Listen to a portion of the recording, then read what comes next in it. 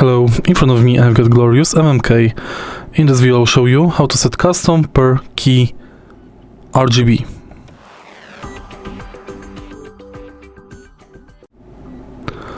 In the beginning, let's go to Glorious Core app and go to Lighting.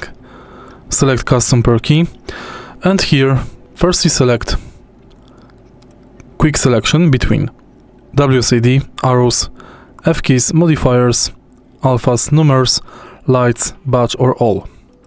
Next, you can select key and select color and mode.